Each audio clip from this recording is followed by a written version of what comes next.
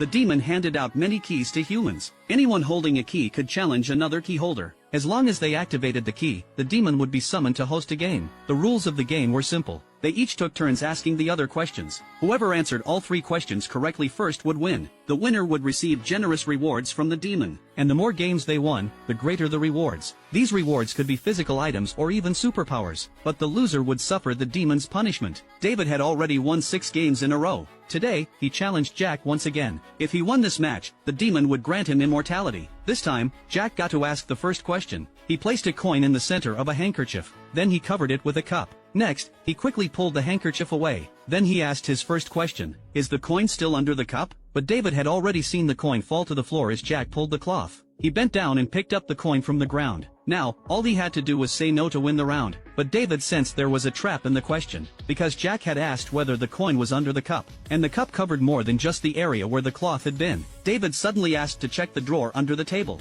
After all, the drawer was technically still under the cup. Jack immediately grew tense. Seeing Jack's reaction, David stopped checking the drawer. Instead, he confidently told the demon, the coin is under the cup. But the demon ruled David's answer wrong, because there was no coin in the drawer. Jack had cleverly used David's suspicious nature to win the round. Losing that round completely enraged David. He immediately used a power he had earned in a previous game. He dropped the room's temperature to -30 degrees. The cold slows down brain function. He wanted to make it harder for Jack to think clearly. Then David asked Jack a simple question. Are there more than 4 convenience stores within 2 miles? Jack had lived in this area a long time. He clearly remembered there were at least 6 stores nearby. Could this question also contain a trick like his own? Was there some kind of wording trap? But the extreme cold made it hard for him to think it through. So he gave the demon his answer. Yes, there are more than 4 convenience stores. But the demon ruled that Jack had lost the round. Jack believed the demon was always fair. So why was his answer wrong? But the demon offered no explanation. Now it was Jack's turn to ask a question again. Still puzzled, he picked up the same handkerchief. Then he asked David, is there a bomb under this handkerchief? David thought Jack's brain must have been frozen. Otherwise, why would he ask such a childish question? But afraid it was another wordplay trap, David searched under the table for a while. He found nothing beneath the table. Then he told the demon, there is no bomb under the handkerchief.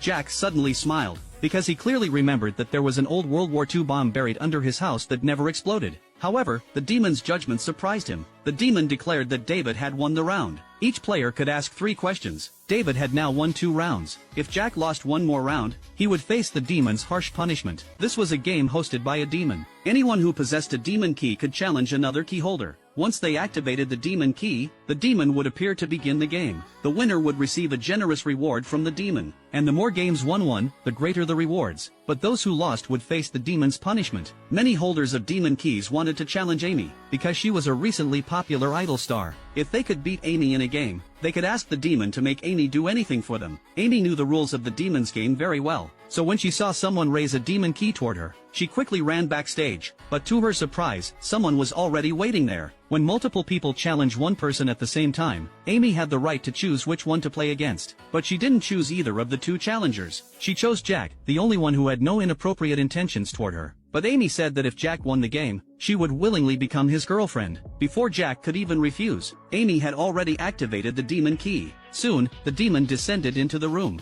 This time, the rules of the game would be set by the demon. The demon caused 6 tables to appear in the room, each marked from number 1 to 6. This game would not be easy. It would test both acting skills and observation. One player would hide a coin anywhere in the room. The other had to guess which table the coin was closest to. They could choose up to 5 tables as their answer. As long as their choices included the one closest to the coin, they would win. But the more tables they chose, the fewer points they would earn. After 3 rounds, the player with the highest total score would win. Then the demon handed them a coin to begin. In the first round, Amy was the one to start the game. As a celebrity, she was a skilled performer. Jack had no clue where she might have hidden it. When the demon asked for Jack's answer, he said he needed time to think. But what Amy and the demon didn't see coming was, Jack spent a full hour thinking and still hadn't given an answer. The demon gave him a final warning. If he didn't answer within 10 minutes, he would lose. But Jack already had his answer. He had spent that hour carefully observing Amy's expressions. During that time, Amy had looked at 5 different tables. The only one she never glanced at was table 6. People often avoid looking at things they're trying to hide. So the answer seemed clear, table 6. But the demon ruled that Jack had lost. Amy had actually hidden the coin near table 4. Jack's reasoning was sound, but Amy was a trained actress who could fool anyone. So Jack lost the first round.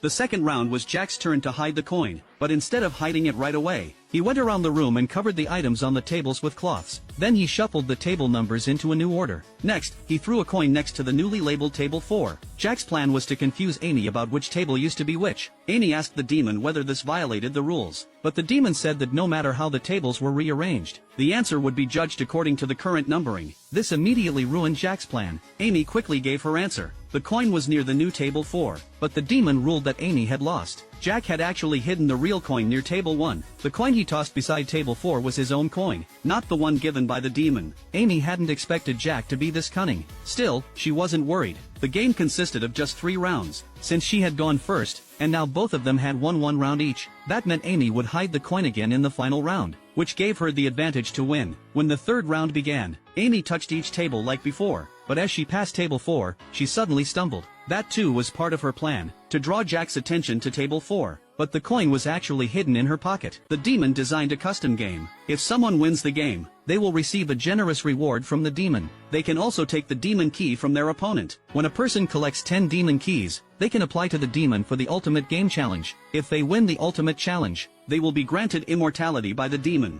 To collect 10 keys, Jack challenged Luis, who held 5 demon keys. Luis had already won 5 games in the past, and to show off his strength to others, he hung the demon keys he had won around his neck. But he also wanted to collect 10 demon keys, and Jack was like prey delivered to his door. So he activated his demon key without hesitation. The demon key instantly stirred up a whirlwind, and soon, the demon descended into the room. Then the demon explained the rules of the game to them. On the table were 15 cards in 5 suits, including diamonds, spades, hearts, and clubs, plus a special suit representing the demon, the bullhead suit. The demon would randomly choose 1 card to hide. Then after reshuffling the cards, he dealt 3 cards each to Jack and Luis. They had to guess the suit of the demon's hidden card based on their hands. In each round of the game, both players could ask the demon to exchange all 3 cards in their hand once, but the discarded card had to be revealed. The first to win 3 rounds would be the victor. Even guessing randomly gave players a 20% chance of winning. Luis answered first, guessing that the hidden suit was clubs. Could it be that Luis had already seen through the game? But the demon declared Luis was wrong. It turned out he was just gambling on that 20% chance. Since he didn't guess correctly, the game continued. However, Luis had accidentally helped Jack. Now that clubs were ruled out, Jack only had to consider the other 4 suits. Jack's hand had 1 heart and 2 diamonds, so he could also rule out diamonds as the least likely. When Luis gave his answer earlier, he didn't swap cards, so Jack figured his hand must be strong, possibly 3 cards of the same suit. To improve his chances, Jack asked the demon to swap his cards. The demon then dealt Jack 3 new cards, this time, clubs, diamonds, and spades. Seeing these cards gave Jack confidence. He could now fully rule out diamonds. Based on his earlier guess, he believed that the 3 cards Luis held must all be of the bullhead suit. So Jack just needed to choose between hearts and spades. He chose spades as his answer. But the demon declared Jack was wrong. The more guesses are made, the easier it gets for the next player. Luis then gave a surprising answer Jack didn't expect. He guessed the hidden suit was bullhead. The demon immediately announced Luis was correct. It turned out this was all part of Luis's strategy. His random first guess had thrown off Jack's logic and assumptions. It might not guarantee victory every time, but it was effective against overthinkers. And Jack was exactly that kind of person. Only now did Jack realize how tough a 5-time winner could be. When the second round began, Jack decided to play some tricks within the rules of the game.